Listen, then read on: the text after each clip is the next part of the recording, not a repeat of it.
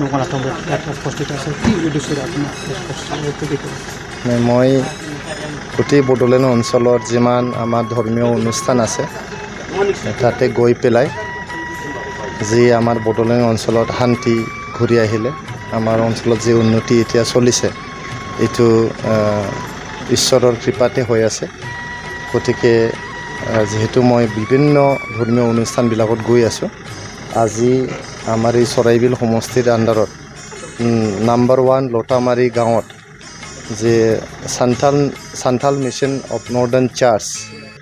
এই চাৰ্চত আহিছোঁ আহি পেলাই প্ৰভু যীশুৰ ওচৰত আমি প্ৰাৰ্থনা জনাইছোঁ যাতে আমাক শক্তি দিয়ে ৰাইজক সেৱা কৰাৰ কাৰণে আৰু আমাৰ বড়োলেণ্ড অঞ্চলত যে শান্তি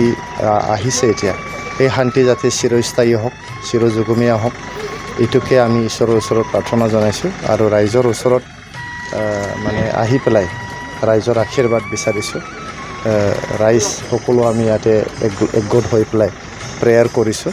আৰু আমি এইটো অঞ্চলত উন্নয়ন কেনেকৈ আনিব পাৰোঁ সৰু সৰু ল'ৰা ছোৱালীক আমি শিক্ষা কেনেকৈ দিব পাৰোঁ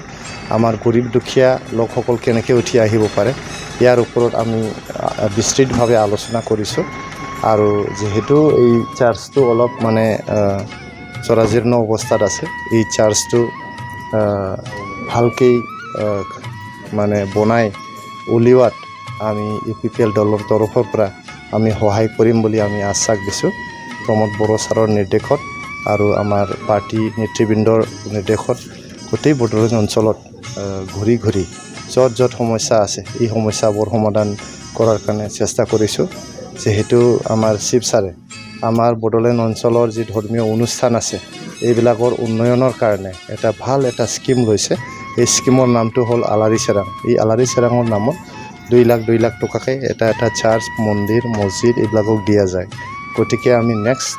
নেক্সট ইয়াৰৰ যি আমাৰ বাজেট আছে